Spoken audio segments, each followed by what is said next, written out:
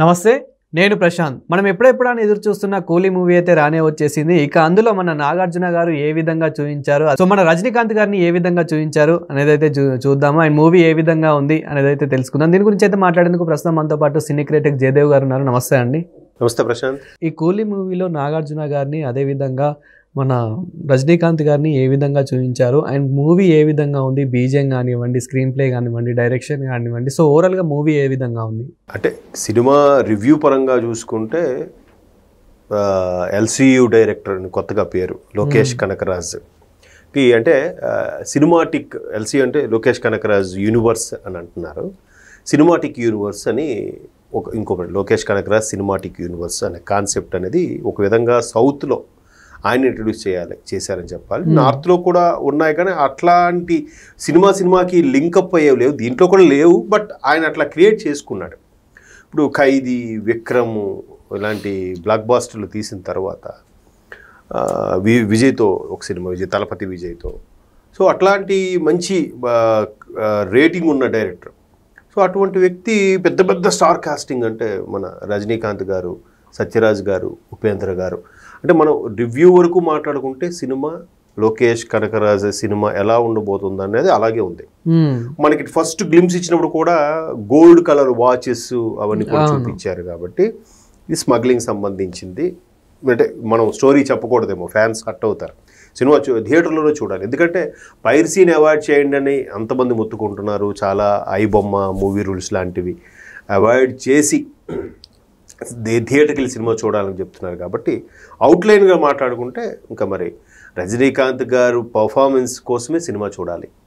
And more over అసలు లోకేష్ కనకరాజ్ గారికి వచ్చిన థాట్లో నాగార్జున గారిని ఎందుకు హీరోగా విలన్గా పెట్టారు అనేది చూడడంత వరకు మనకి ఇదే అనిపిస్తుంది. చూసిన తర్వాత అబ్బో, కింగ్ నాగార్జున గారిలో ఇదొక ఎలివేషన్, ఇదొక యాక్షన్ పార్టీలా కూడా ఉంది. సో నటుడు అనేవాడు అన్ని రకాలు చేయగలగాలి. ఇప్పుడు హీరో అనుకోండి, ఖచ్చితంగా ఇలాగే కూర్చోవాలి, హుందాగా ఉండాలి, లిమిటెడ్గా ఉండాలి, ప్రతి గెస్చరు, ప్రతి పోజు అన్నీ కూడా హీరోయిజం కనబడేలాగా ఉండాలి. విలన్కి అలా కాదు, ఎలాగైనా ఉండొచ్చు. వాడు రక్తం ముద్ద తీసుకొచ్చి అన్నంలో కలుపుకొని తినొచ్చు, లేదంటే కత్తితో పొడిచి ఆ ఘాటుతో ముఖానికి రాసుకోవచ్చు, పిచ్చి పిచ్చిగా ఎలాగైనా బిహేవ్ చేయొచ్చు. విలన్కి అనేది పరిధులు లేవు. సో పరిధులు లేని నటన చూపించాలంటే విలన్ కేటగిరీ కరెక్ట్ అనే మేబీ కింగ్ నాగార్జున గారు అనుకుంటారేమో. మరి రజనీకాంత్ రేంజ్ తగ్గ విలన్ కావాలంటే ఎవరున్నారు? అందరూ సపోర్టివ్ యాక్టర్స్ అట్లా అయిపోయారు తప్ప, ఆ స్థాయి ఇమేజ్ ఉన్న వాళ్ళు కావాలంటే కింగ్ నాగార్జున గారే అని ఎంచుకోవడమే అక్కడ సినిమా ప్లస్. బట్ మన్మధుడుగా ఫీల్ అయ్యే వాళ్ళకి అది కొంచెం నాగేంటి ఇట్లాంటి క్యారెక్టర్ చేశారని ఫీల్ అవుతే అవ్వచ్చు. కానీ బట్ ఒక ముగ్గురు మిత్రులు స్టోరీ అవుట్లైన్ తీసుకుంటే, సినిమా అంతా చెప్పకూడదు, రివ్యూ పరంగా మాట్లాడుకుంటే ముగ్గురు మిత్రులు, ఆ ముగ్గురు మిత్రుల్లో ఒక మిత్రుడు కనబడ్డు, ఇంకో మిత్రుడు సైంటిఫిక్గా ఉంటాడు. అయితే ఈ విలన్ చేసే ఆగడాలు ఏంటి అని తెలుసుకోవడానికి దీంతో ఎప్పుడో విడిపోయిన మిత్రుడు, అసలు మిత్రుడు వస్తాడు, కూలీగా యాడ్ అవుతాడు. అసలు ఏం జరుగుతుంది అంటే కేజీఎఫ్ లాగా అనుకోండి. కేజీఎఫ్లో కూడా చూసారా, హీరో ఒక యాంటీ రోల్ బిహేవియర్తో ఒక హీరో ఎంటర్ అవుతాడు, ఇక్కడ మంచి హీరో ఎంటర్ అవుతున్నాడు అంతే.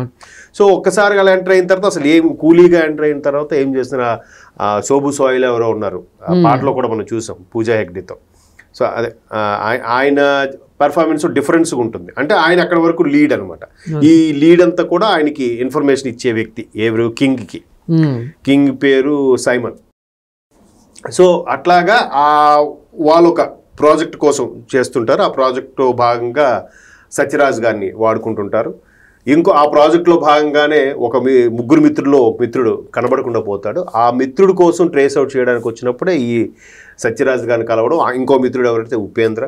ఎలాగూ అమీర్ ఖాన్ క్యారెక్టర్ మనం మీకు లాస్ట్లో అది మీకు బాగా క్యామియో ఎక్స్పీరియన్స్, అంటే లైక్ గాడ్ ఫాదర్లో మన సలూభా ఎలాగైతే ఎంట్రీ ఇచ్చారో ఇక్కడ కూడా అలాంటి ఎంట్రీ ఉంటుంది అమీర్ ఖాన్ది. సో బాలీవుడ్ వైపు కూడా నార్త్ వాళ్ళకి మనలాంటి డ్రామాటిక్ వాటివి అంతకంటే ఎక్కదు వాళ్ళకి. బట్ అక్కడ అమీర్ ఖాన్ పెట్టడం వల్ల బాలీవుడ్ ఇమేజ్ను కూడా క్యాష్ చేసుకోవడానికి, బాలీవుడ్లో ఉండే రూరల్ ఏరియాస్లో కూడా క్యాప్చర్ చేయడం కోసం అమీర్ ఖాన్ని క్యామియో ఎక్స్పీరియన్స్ అంటారు. అంటే అతిథి పాత్రలో వాడుకున్నారు. అది డిఫరెంట్గా అమీర్ ఖాన్ మరి ఆయన ఒక డిఫరెంట్ విలక్షణ నటుడు కదా, టాప్ స్టార్ సూపర్ స్టార్స్ లో బాలీవుడ్ సూపర్ స్టార్స్ లో విలక్షణ నటుడు కాబట్టి ఆయన ఈ విధంగా వాడుకోవడం సినిమా అంటే ఎవరిని తక్కువ చేసి చూపించలేదు, ఎవరికి ఇవ్వాల్సిన ప్రాధాన్యత వాళ్ళకి ఇచ్చారు.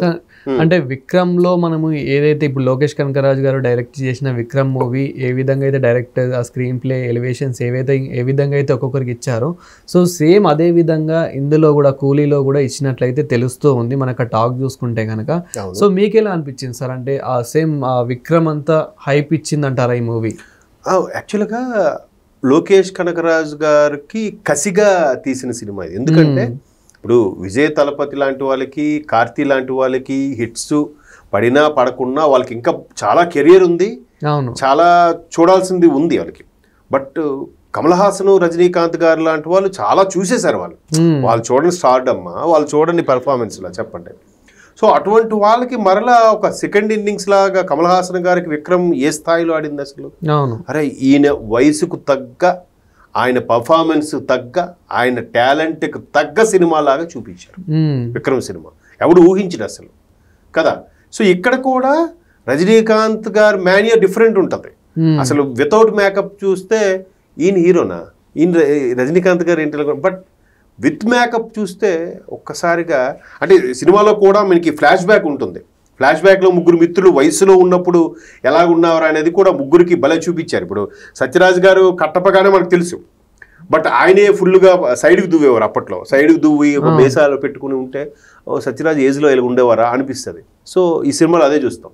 ఇక ఉపేంద్ర గారు ఉపేంద్ర లాంటి సినిమాలు తెలుగులో వచ్చినప్పుడు ఎలా ఉన్నారో ఇక్కడ ఫ్లాష్ బ్యాక్లు కూడా అలాగే ఉంటారు. ఇక రజనీ సార్ అయితే ఇప్పుడు అందరికీ ఆ సినిమాలో బ్లాక్ అండ్ వైట్ ఫ్రేమ్, అదే బ్లాక్ అండ్ వైట్ దాన్ని ఏమంటారు ఫ్లాష్ బ్యాక్ ఫ్రేమ్ ఒకటి ఉంటుంది. ఫ్లాష్ బ్యాక్ ఫ్రేమ్లో ఇది పాత బిట్స్ తెచ్చి రజనీకాంత్ గారు ఇక్కడ కలిపారా, నిజంగా రజనీకాంత్ గారిని అలా మేకప్ వేసి తయారు చేశారా మనకి అంత బాగా అనిపించింది.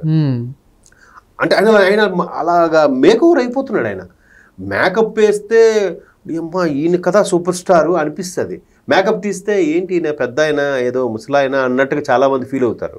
బట్ ఆ ఫ్లాష్ బ్యాక్లో రజనీని చూసామంటే మాత్రం అరే ఇది ఎప్పుడు చూడు జైల్లో కూడా చూడండి ఒక సన్నివేశం ఉంటుంది జైల్లో, ఇది హుకుం అని అంటాడు ఆయన. సో అలాగే ఇక్కడ కూడా ఆయన ఒకప్పుడు రజనీకాంత్ ఇష్టంలా పెట్టి చూపించాడు. ఇప్పుడు అందరికీ డౌట్ ఏంటంటే అది గ్రాఫికల్గా చేశాడా, పాత సినిమాలో విజువల్ తెచ్చి ఇక్కడ కలిపాడా అనేది డౌట్. మీరు సినిమా చూస్తే మీకు తెలుస్తుంది. సార్ ఇక అనిరుద్ధ్ గారి బీజిఎం ఎలా అనిపించింది? ఎందుకంటే మనకి విక్రమ్లో అయితే బీజిఎం చించారు. సో ఇప్పుడు మనకి కూలీలో మరి అనిరుద్ధ్ గారి బీజిఎం ఎలా అనిపించింది? అనిరుద్ధ్ అంటే విక్రమ్ అంటే నా పర్సనల్ ఒపీనియన్ అయితే మాత్రం విక్రమ్ స్థాయిలో అయితే అనిపించలేదు. విక్రమ్కి జైలర్కి ఎలా ఉంది ఆ టైప్లో అనిపించలేదు. బట్ ఇందులో డిఫరెంట్గా కోరస్తో ఎక్కువ బ్యాక్గ్రౌండ్ స్కోర్ ఉంది. అక్కడ ఓన్లీ ఇన్స్ట్రుమెంట్స్తో ఉంటుంది ఏది విక్రమ్ జైలర్ వాటికి. ఇక్కడ మాత్రం కోరస్తో ఉంది. డింక్ చక్క అన్నట్టుగా ఏదో పెట్టి ఆయన ఒక డిఫరెంట్ మనకి ఏదది ఫస్ట్ ధనుష్ గారి సినిమాలో వచ్చే మారి సినిమాలో ఎలాంటి బ్యాక్గ్రౌండ్ స్కోర్ లాగా అనిపించిందో ఇందులో అలా అనిపించింది.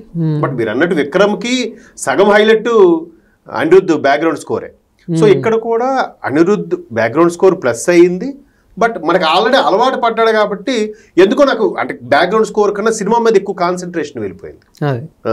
సో రివ్యూస్తో సంబంధం లేదు. ఒక్కొక్కడు 3 అంటున్నాడు, 2.75 వెళ్ళాలి అంటున్నారు, కానీ 3 పైన అంటున్నారు కొంతమంది. అవితో సంబంధం సినిమా ఒకసారి చూడాలి. రజనీకాంత్ గారి అపీరెన్సు ఆయన ఒక్కసారిగా అంత యంగ్గా చూపించడము, ఆయన character elevation, especially Nag villain Nag character కోసం మన సినిమా చూడాలి. Thank you sir.